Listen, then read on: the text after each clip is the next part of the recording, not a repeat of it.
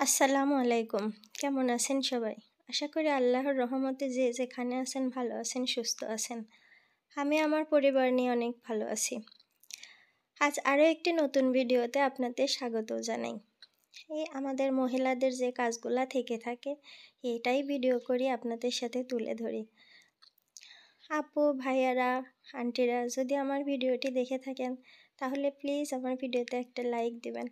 যেহেতু আমি একদমই নতুন আর ওইভাবেও ভিডিও দিতে পারি না, হয়তো সময় করে উঠতে পারি না, আবার আমি নিজেই বিরক্ত হয়ে যাই, আমার ভিডিও দেখতে চাই না, মন চায় না, আমি কি বলি, তারপরে কি কাজ করি, কিভাবে ভিডিও করব, আসলে কিছুই বুঝতে পারি না। তারপরেও চেষ্টা করি। যদি একটু ভালো লাগে তাহলে প্লিজ একটা লাইক দিবেন। এমনকি আমার ভিডিওটি কেমন করলে ভালো হবে একটু কমেন্টে যদি জানান তাহলে আমার খুব উপকার হয়। আর শীতের সবজি বলতেই নতুন নতুন আলু, সিম, ফুলকপি, বাঁধাকপি, কিন্তু আসলে না, ফুলকপি, বাঁধাকপি একঘেয়েমি খেতে ভালো লাগে না। ওই প্রথম শুরুতে যখন উঠে একটু বেশি দাম থাকে তখনই ভালো লাগে। কিন্তু সিম আর আলু পুরো শীত জুড়েই খেতে ইচ্ছা করে, খুবই ভালো লাগে এভাবে ভাজি করলে। আমি এবং আমার বাচ্চারা, আমার পরিবারের সবাই পছন্দ করি। আর শীতের দিন কি হয় জানেন, ঝোল তরকারি একদমই খেতে ইচ্ছা করে না, কেমন যেন ভেজা ভেজা লাগে। মনে হয় গরম গরম ধোয়া ওঠা ভাতের সাথে যদি শুকনো তরকারি যেমন ভাজি, চচ্চড়ি, এই টাইপের খাবার হলে মনে হয় বেশি ভালো লাগে। আমার তো এরকম হয়, আর কার কী হয় জানি না। আর অনেক সময় আছে ভাতও খেতে ভালো লাগে না, রুটি অথবা পরোটা অথবা যেটাকে যে চাপটি পিঠা বলে সেটাও খেতে ভালো লাগে। তবে একটা জিনিস, শীতের দিন যেমন খেতে ভালো লাগে, রান্না করতেও মজা, চুলার পরে থাকা যায় অনেকক্ষণ, থাকতে ইচ্ছা করে, আবার দেখা যায় একটু ওভার খেলেও কোনো সমস্যা হয় না।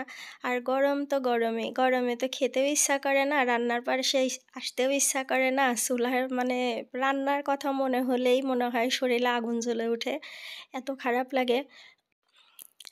আমি এখানে একটু ছোটো সাইজের কয়েকটা টাটকিনি মাছ ছিল, সেটা এভাবে বেগুন দিয়ে চচ্চড়ি মাখিয়ে বসিয়ে দিলাম। আর আমি তো আগেই বললাম চচ্চড়ি খেতে ভালো লাগে, সবসময় ঝোল তরকারি ভালো লাগে না, বিশেষ করে শীতের সময়। আর কার কেমন পছন্দ জানি না, আপুরা প্লিজ কমেন্টে জানাবেন আর আমার ভিডিওর সাথে থাকবেন। যদি আমার ভিডিও বা আমার কথাবার্তা আপনাদের একটু ভালো লাগে তাহলে প্লিজ আমার চ্যানেলটিতে একটা সাবস্ক্রাইব করে যাবেন, আমার পাশে থাকবেন।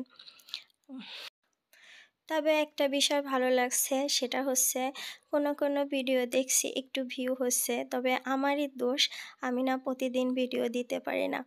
আসলে কি, আমার ছেলেরা এমন একটা বয়স পার করছে যে ওদের না আমি একলা ছাড়তে পারছি না, আমি বাসায় রাখতে পারছি। ওরা স্কুলে যাচ্ছে, দুইজনের স্কুলে আমাকে দৌড়াদৌড়ি করতে হয়, যার কারণে আমি ওইভাবে পেরে ওঠে না। দেখা যায় কাজ তো করি, তাড়াহুড়া করে কাজ করি, আবার বাইরে যাওয়া, কিন্তু সব সময় ক্যামেরাটা অন করা হয় না। তারপরেও ইচ্ছা আছে, করতে থাকি, বাকিটা উপরওয়ালার ইচ্ছা কতক্ষণে পারবো।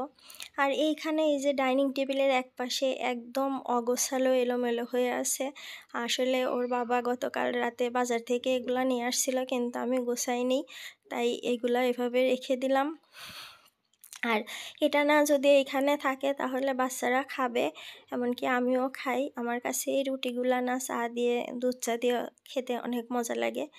আর যদি আমি এইগুলা অন্য কোথাও রাখি, এই যে বিশেষ করে কলা আর কমলাগুলো, আমার দুই ছেলে খাবেই না। আর ওরা এত পরিমাণ পাজি, কখনো হাত দিয়ে নিয়ে কিছু খায় না, আমাকেই দিতে হবে। এমনকি একদম কমলা ছিলে বিট লবণ ছিটিয়ে ওদের সামনে দিতে হয়, তারপরে ওরা খায়। আর গতকাল রাতে অফিস থেকে আসার সময় ডিমও নিয়ে আসছিল, তো ডিমগুলো আমি কিছুক্ষণ আগে ভিজিয়ে রাখছিলাম, ওগুলো ধুয়ে পরিষ্কার করে নেব। আসলে ডিম এভাবে ধুয়ে না রাখলে না, ফ্রিজে যেহেতু অন্যান্য খাবার রাখা হয় ভালো লাগে না, তাই এভাবে পরিষ্কার করে রাখার চেষ্টা করি। এখন আমি এই যে পানিটা ঝরিয়ে রাখলাম, পানি ঝরে শুকিয়ে গেলে তারপরে ফ্রিজে রেখে দেব। আর সাথে সাথে আমি সিঙ্কটাও পরিষ্কার করে নিচ্ছি। তো মাঝে মধ্যে ডিম আনলে ডিম দেখলে খুব রাগ উঠে। আজকের ডিমগুলা বের করে ধুতে গিয়ে খুব ভালো লাগছে, কারণ ডিমগুলো একদম বড় বড় ছিল আর একটা ডিমও ভাঙেনি, খুব যত্ন সহকারে নিয়ে আসছে। না হলে প্রত্যেকবার দেখা যায় ডিম আনতে গেলে 2-3টা ভেঙেই যায়, আবার ডিমও ছোটো বড় মিক্স থাকে, খুব মেজাজ লাগে। তো আমি যখন ওর বাবাকে বলি যে ডিমগুলা বেছে আনতে পারো না, তখন আমার সাথে দুষ্টামি করে আর বলে, হ্যাঁ ডিম আনলা দোকানদার তো আমার দুলাভাই লাগে, আমাকে ডিম বেছে দেবে।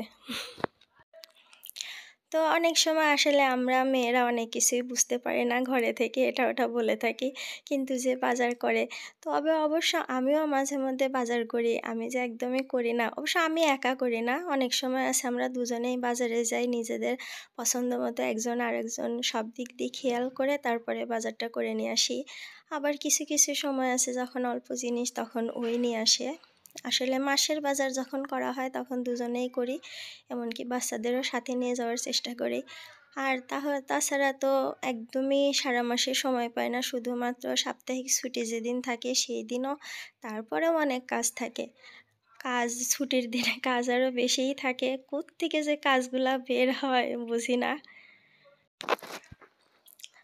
আর ইউটিউব প্ল্যাটফর্মে কাজ করতে এসে, ভিডিও করতে এসে অনেক ব্লগার আপুদের ভিডিও দেখি আর ভাবি যে আপুরা কত সুন্দর করে গুছিয়ে কাজ করে, তাদের কত ইউনিক ইউনিক জিনিসপত্র, আবার কি সুন্দর করে কথা বলে।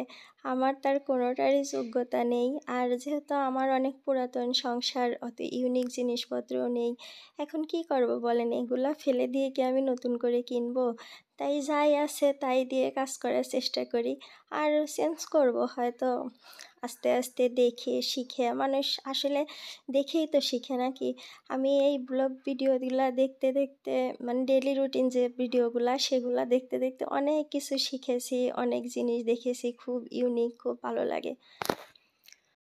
আর খেজুরগুলা বেশ কয়েকদিন আগেই আনা হয়েছিল, কিন্তু আমার এই বয়ামটাও অপরিষ্কার ছিল, তাই আমি মেজে রাখছিলাম। মেজে পরিষ্কার করে খেজুরগুলা ঢেলে নিলাম। আর এই যে আমরা, এই ভিডিওটা আসলে ছিল 2-3 দিন আগের।